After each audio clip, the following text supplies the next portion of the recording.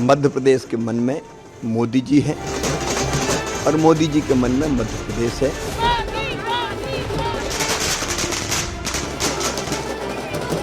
जनता को मेरी दिल की गहराइयों से मैं धन्यवाद उनके पैर में छूता हूं, इस माटी को छूकर मैं अपने माथे पे लगाता हूं।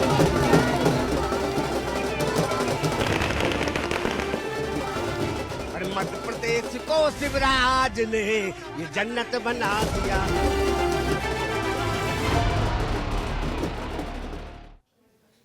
चार राज्यों के चुनाव नतीजों पर एबीपी न्यूज पर यह बड़ी कवरेज लगातार जारी है और इस बीच बहुत बड़ी खबर इस वक्त राजस्थान से आ रही है। राजस्थान में बाबा बालकनाथ तिजारा से पीछे हो गए। इस वक्त की बड़ी खबर आपको बता दें, अलवर से सांसद बाबा बालकनाथ, बीजेपी ने बड़ा दांव खेला। बाबा बालकनाथ को चुनाव मैदान में तिजारा सीट से उम्मीदवार बनाया और तिजारा सीट से बाबा बालकनाथ फिलहाल पीछे चल रहे हैं। ये इस वक्त की बड़ी खबर है। पिछली बार यही तिजारा सीट बीएसपी के खाते में गई थी, संदीप यादव इस सीट को जीते थे, लेकिन इस बार तिजारा सीट से बाबा बालकनाथ पीछे हो रहे हैं। मायने इसके बहुत मुश्किल है वैसे, क्योंकि तिजारा जो सीट है वो बहुत पोलराइज सीट है। हमने आपको याद किया था, दो सीटें पोखरण और मेयो मुस्लिम्स और यादव बहुल सीट मिलकर, और खासतौर से योगी का भी एक बड़ा असर यहाँ पर तिजारा सीट पर है। योगी खुद प्रचार के लिए भी आए।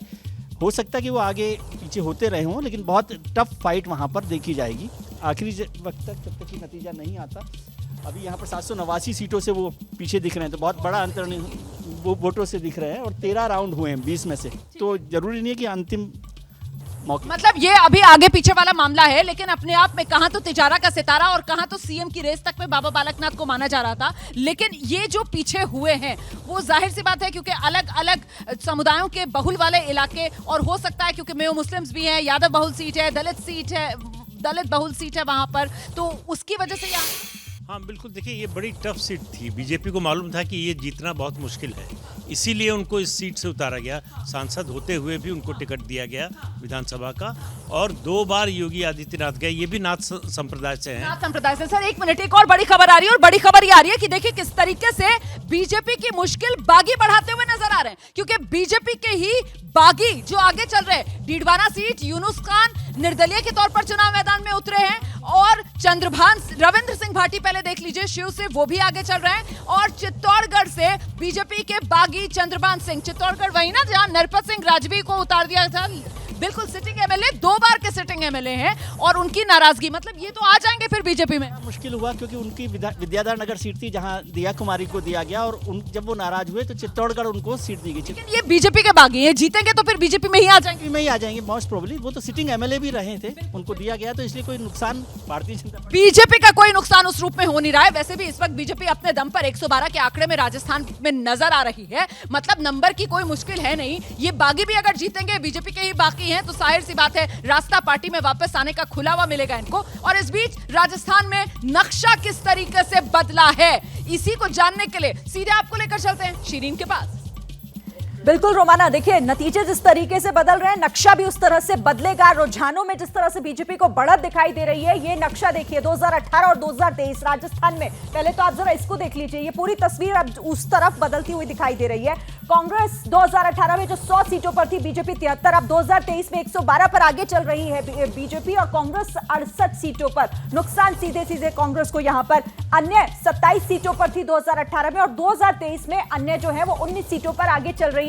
तो बीजेपी की 73 से बढ़कर 112 हो चुकी है, और यहां कांग्रेस को सीधे तौर पर नुकसान, क्योंकि 100 सीटें जो थी उस पर भी आगे नहीं चल रही है, वो घटकर अब 68 हो गई है। नतीजे क्या होंगे वो देखना होगा, लेकिन लगभग तस्वीर जो है वो इन रुझानों से साफ होती दिखाई दे रही है। अब राजस्थान में देखिए आपको हर सीट का कलर चेंज किस तरह से हुआ है। गंगानगर, नोखा, धोद, विद्याधर नगर, करौली, पुष्कर, बिलाड़ा, जैसलमेर, जैतारण, इसी के साथ ये पूरी 199 राजस्थान की सीटें हैं। पाली, शिव, झाडोल, बाड़मेर है, मारवाड़ है, डीग, कुम्हेर है, भरतपुर, बस्सी, कोटपुतली, और उधर चलिए तो देखिए नौहर, भादरा, खाजूवाला, सवाई माधोपुर, दुदू, झोटवाड़ा, मालपुरा, बाड़ी, मेड़ता, ये नाथद्वारा, ये सारी सीटें जो आप देखिए किस तरीके से यहां पर रंग इसका बदल गया है। सुबह भी मैंने आपको तस्वीरें दिखाई थी, और अब ये 2023 में ये पूरा नक्शा, ये पूरा जो सीटें हैं 199, 200 में से सिर्फ 199 सीटों पर ही मतदान हुए, और उनके नतीजे अब सामने हैं। और राजस्थान में भी जो बीजेपी है वो बढ़त बना रही है। जिस तरह से तस्वीरें यहां पर हम आपको दिखा रहे हैं, एक एक सीट, पाली, सोजत, पोखरन, इसके अलावा कुछ और देखिए, केशोराय, पाटन, बूंदी, पीपलदा, सांगोद, कोटा उत्तर, तो ये सारी 199 सीटें राजस्थान की, जो अब यहां पर ये नक्शा बदल रहा है। अब आपको जयपुर का अगर हम बताएं तो जयपुर पे राजस्थान की जयपुर सीटें 19 सीटें, बीजेपी को 9, कांग्रेस को 10, अन्य के खाते में कोई नहीं। ये जयपुर जिले की हम आपको सीटें बता रहे हैं और सीटें आप देखिए, 9 पर बीजेपी जो है वो बढ़त बनाए हुए है, 10 सीटों पर कांग्रेस बढ़त बनाए हुए, तो 19 सीटों की फिलहाल ये बात है। जयपुर जिला जिसमें 19 विधानसभा की सीटें आती हैं, यहां कांग्रेस आगे चल रही है। आप जोधपुर की बात करें, 10 सीटें, जहां से देखिए 5 पर कांग्रेस और 5 पर बीजेपी, बिल्कुल बराबर का यहां मामला है। 10 सीटों में से 5 पर बीजेपी, 5 पर कांग्रेस आगे चल रही है, अन्य फिलहाल शून्य का आंकड़ा वहां पर दिखाई दे रहा है। अब टोंक की बात कर लीजिए, टोंक में 4 विधानसभा की सीटें आती हैं, यहां भी एकदम जो फाइट है वो एकदम बराबर की, 2 बीजेपी 2 कांग्रेस, दोनों में अभी फिलहाल 2-2 सीटें, 4 सीटों में से 2 पर बीजेपी आगे चल रही है और कांग्रेस भी 2 पर ही आगे चल रही है।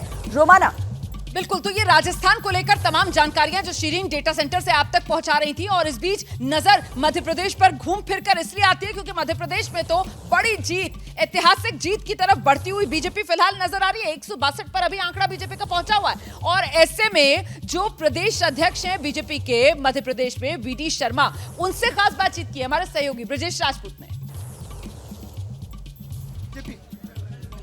बीजेपी की भारी जीत के बाद मध्य प्रदेश में बीजेपी के अध्यक्ष वीडी शर्मा के साथ हैं। अध्यक्ष जी, सबसे पहले बहुत बहुत बधाई आपको, और क्या कहेंगे इस जीत? ये जीत प्रधानमंत्री नरेंद्र मोदी जी को, जो मध्य प्रदेश के मन में मोदी और मोदी जी के मन में मध्य प्रदेश का जो अभियान था, उसे जनता ने आशीर्वाद दिया है। माननीय प्रधानमंत्री जी को ताकत दी है। आगामी आने वाले 2024 के चुनाव का ये सेमीफाइनल था कि माननीय प्रधानमंत्री जी को स्नेह जनता का किस प्रकार से है, ये मध्य प्रदेश की जनता ने प्रचंड बहुमत देकर के इतिहास बनाया है। और प्रधानमंत्री नरेंद्र मोदी जी की गरीब कल्याण की योजनाएं, हमारे मुख्यमंत्री जी के गरीब कल्याण की योजना जो हमारी ताकत थी, और भाजपा के संगठन ने अथक मेहनत प्रत्येक बूथ पर की। जो माननीय अमित शाह जी की कुशल रणनीति थी, प्रत्येक बूथ पर 51% वोट शेयर लाना। ब्रिजेश जी, आज मुझे गर्व है कि मध्य प्रदेश के भाजपा के कार्यकर्ताओं ने 51% वोट शेयर मध्य प्रदेश के अंदर आ रहा है। ये भाजपा के संगठन की ही ताकत है कि किस प्रकार से मध्य प्रदेश के अंदर इतिहास बनाया जा सकता है। प्रधानमंत्री मोदी जी का नेतृत्व, मध्य प्रदेश की और राज्य सरकार की, केंद्र राज्य सरकार की गरीब कल्याण की योजनाएं और भाजपा के संगठन की ताकत का परिणाम है कि प्रचंड बहुमत भाजपा को मिल रहा है। इस अप्रत्याशित जीत की उम्मीद थी आपको? पहले से ही मैंने आपको कहा था अनएक्सपेक्टेड परिणाम आएंगे, अभी तक की सर्वाधिक सीटें जीतेंगे। तो मैं तो ऐसा मानता हूं कि अभी 162 मुझे दिखाई दे रहा है, अभी तक की सर्वाधिक सीटें ही होंगी।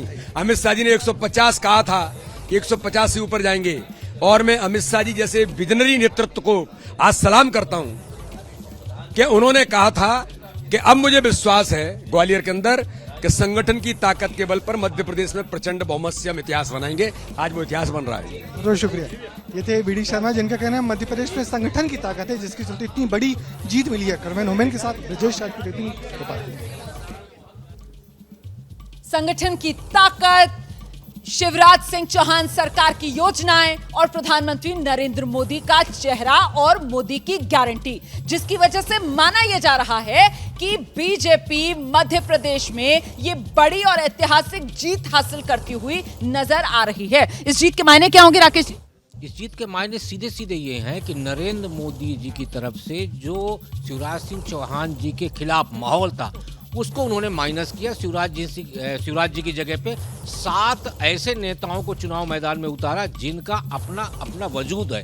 ऐसे में जो मतदाता शिवराज जी से नाराज था, उस मतदाता के मन में ये विश्वास आया कि भाजपा रहेगी, शिवराज जी नहीं रहेंगे, और ये उन्होंने जो वोट कटना चाहिए वो वोट नहीं कटा और सीधे सीधे भारतीय जनता पार्टी के पक्ष में गया। राजेश, बिल्कुल ठीक कह रहे हैं, क्योंकि हुआ ये कि जब आप हर मध्य प्रदेश में 4 इलाके हैं और वो चारों अलग अलग विधानसभाएं पहले थीं, उनको मर्ज करके मध्य प्रदेश बना, तो हर इलाके में उन्होंने एक मुख्यमंत्री का एक संभावित उम्मीदवार खड़ा कर दिया, हर जाति का खड़ा कर दिया। चंबल ग्वालियर में नरेंद्र तोमर आ गए, इधर महाकौशल की तरफ से प्रहलाद सिंह पटेल आ गए, उधर मालवा में फग्गन सिंह कुलस्ते हो गए, मालवा में कैलाश, जिनके बारे में हमेशा ये कहा जाता रहा कि अगर शिवराज सिंह नहीं तो इन पे दांव लगाया जा सकता है, तो ऐसा एक इल्यूजन क्रिएट किया उन्होंने, तो ये उसमें मतदाता ने उस पर भरोसा किया। उनके कार्यकर्ताओं को ये विश्वास हो गया कि नहीं, हमारे जो नेता है वो भी चीफ मिनिस्टर बन सकता है। जो निराश थे, जिनको लग रहा था कि अब हमारे नेता चीफ मिनिस्टर नहीं बन सकते, उनके मन में एक आशा पैदा हुई और उसी आशा के चलते वो बढ़िया काम किया और उसका नतीजा सामने दिख रहा है। जो इनकम्बेंसी थी शिवराज की, जो दिख रही थी कि वो इनकम्बेंसी इस स्ट्रेटजी के तहत क्या कहते हैं, बीजेपी ने वहाँ पर तोड़ दी, अलग अलग इलाकों के छत्रप खड़ा करके और एक कंफ्यूजन क्रिएट कर दिया, और शिवराज चौहान को प्रोजेक्ट ना करना इस बात का ही संकेत है। इस बीच देखिए, राजस्थान से बड़ी खबर आ रही है और राजस्थान में जो बड़ी तस्वीर उभर रही है वो ये कि अभी 7 निर्दलीय जो राजस्थान में आगे चल रहे हैं, उनमें से 5 बीजेपी के बागी हैं। जो 7 निर्दलीय आगे चल रहे हैं, 5 बीजेपी के बागी, मतलब एक तरीके से अगर टिकट मिल जाता तो फिर ये सीटें 113 जो अभी बीजेपी नजर आ रही है वो और जुड़ी हुई नजर आती। कोई बात नहीं, अब भी वो वापस बीजेपी में ही आएंगे, तो उनका नंबर जो है थोड़े दिनों में बढ़ जाएगा। भारतीय जनता पार्टी का ये जो 5 बागी है उसमें से ज़्यादातर लोग बीजेपी का टिकट से लड़े हैं और बीजेपी के एमएलए रहे हैं, तो जब चाहे यूनुस खान हो, चाहे चंद्रभान हो, तो वो लोग वापस बीजेपी में आ जाएंगे। जब नंबर बढ़ेगा टोटल, तो इसे आप बीजेपी में ही मानकर चलिए। दिबांग देखिए, और दूसरा क्या है कि उनके लिए अच्छा होता अगर बहुत करीबी मुकाबला होता तो उनकी पूछ बढ़ती। अब तो आएंगे भी और पीछे की बेंचेस में भी बैठे रहेंगे, क्योंकि बागी अब कहलाएंगे वो। तो ले लेगी बीजेपी उनको। हाँ, बिल्कुल बिल्कुल ले लेगी, लेने में कोई संकोच नहीं करेगी। देखिए, अब इसके बाद जो है आगे की चीज़ देखी जाती है ना, राज्यसभा चुनाव होंगे जब द्विवार्षिक, तब इनकी ज़रूरत पड़ेगी, तब इनकी पूछ ज़्यादा होगी। तो ऐसे में सवाल यह है कि उनके लिए भी और ऑप्शन क्या है। अगर कांग्रेस की सरकार की संभावना होती तो उधर जाने की सोच भी सकते थे।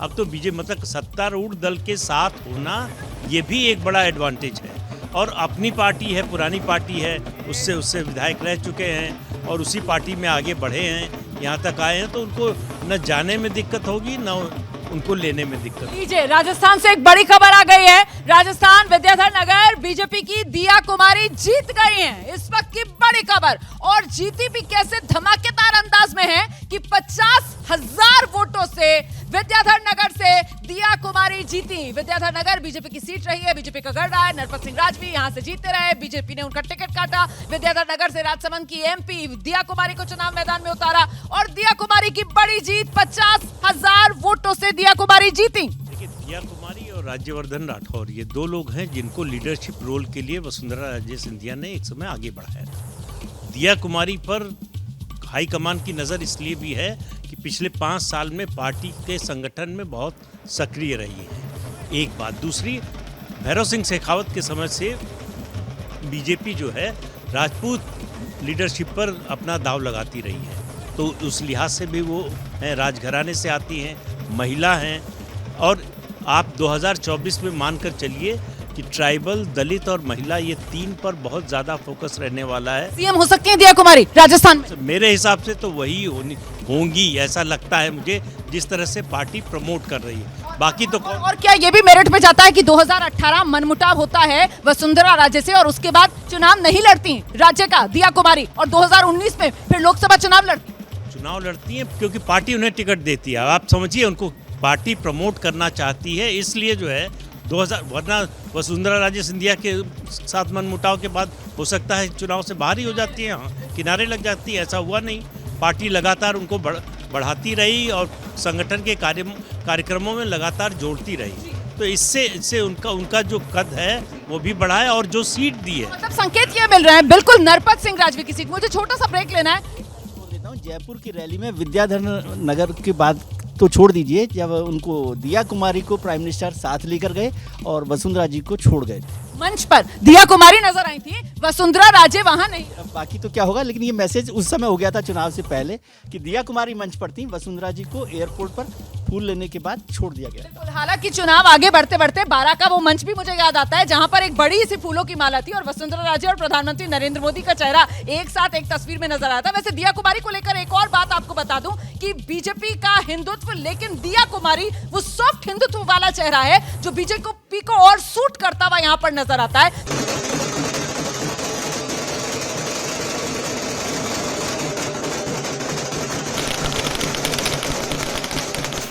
भारतीय जनता पार्टी के कार्यकर्ताओं की जीत है, नरेंद्र मोदी के गारंटी की योजनाओं की जीत है, अमित शाह और नड्डा जी के मेहनत की जीत है। पूर्ण बहुमत से भारतीय जनता पार्टी की सरकार बनने वाली है। भारतीय जनता पार्टी का कमल और पूरे छत्तीसगढ़ में खिलेगा। भारतीय जनता पार्टी की अंत हुआ, रिजल्ट आ गया, लबरक लबारी हार गई, मोदी गारंटी जीत गए। और अब आपको वक्त है ये बताने का कि किसकी प्रार्थनाएं हुई हैं पूरी। और देखिए जिस तरह से वोटों की गिनती जारी है, लग रहा है कि 3 राज्यों में यहां बीजेपी की जो प्रार्थनाएं हैं वो पूरी हुई हैं और एक राज्य में कांग्रेस क्योंकि आगे बढ़ती हुई दिखाई दे रही है। कुछ आपको वीवीआईपी सीट्स हम दिखा रहे हैं। बाबा बालकनाथ आगे चल रही हैं तिजारा सीट से, और इसी के साथ अगर कुछ और सीट्स की बात करें, क्योंकि बीजेपी की आगे चल रही है सतीश यहां पर जो है वो झोटवाड़ा, अगर सीट से बात करें तो राज्यवर्धन सिंह राठौर पीछे चल रहे हैं अभी।